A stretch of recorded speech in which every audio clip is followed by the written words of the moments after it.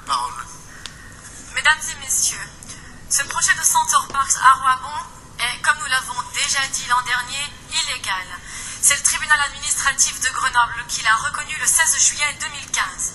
Aussi, notre collectivité ne peut le financer au risque de se mettre elle-même dans l'illégalité.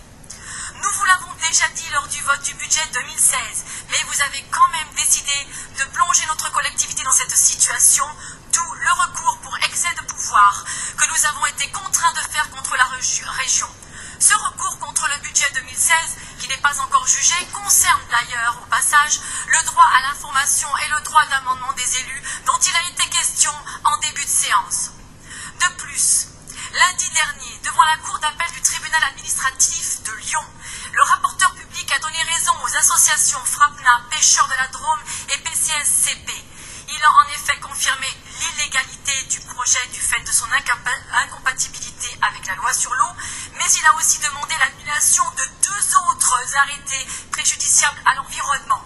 Celui qui concerne l'assainissement et celui qui autorise la destruction des espèces protégées. Pour ce dernier, l'annulation s'appuie sur le fait qu'il n'y a pas d'intérêt public majeur impératif qui justifie la destruction de ces espèces.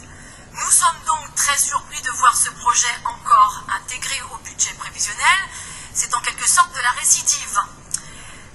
S'entêter est irresponsable. Irresponsable d'abord d'un point de vue écologique. Qui peut encore faire l'autruche face aux enjeux environnementaux et à la nécessité vitale de protéger nos ressources naturelles? Irresponsable d'un point de vue économique et social. Les habitants de l'Isère méritent bien mieux qu'un billet pour le Titanic. Or, on sait dans quel état est le bateau Pierre et Vacances et de quelle manière ils sont traités les salariés. Les propriétaires de cottages ne sont pas épargnés d'ailleurs. Beaucoup se dressent contre l'entreprise, comme c'est le cas dans l'Aisne. Enfin, irresponsable quant à l'utilisation de l'argent public. Il ne peut ni soutenir un projet hors la loi, ni une entreprise qui prend l'eau. Or, c'est le cas, puisque Pierre et Vacances, sous perfusion d'argent public, perdent de l'argent. 102 millions d'euros nets sur 3 ans entre 2012 et 2014, dont 27 millions d'euros pour l'unique année 2014. Victor Hugo a écrit « Nombreux sont les gens qui prennent la ténacité pour de la volonté et une chandelle pour une étoile. » Alors, mesdames et messieurs, il est encore temps d'ouvrir les yeux pour éviter une voie sans issue. Tant de belles choses pourraient être réalisées, tant d'initiatives pourraient germer avec 4 millions d'euros. Nous demandons donc de supprimer tout financement à ce projet Mirage.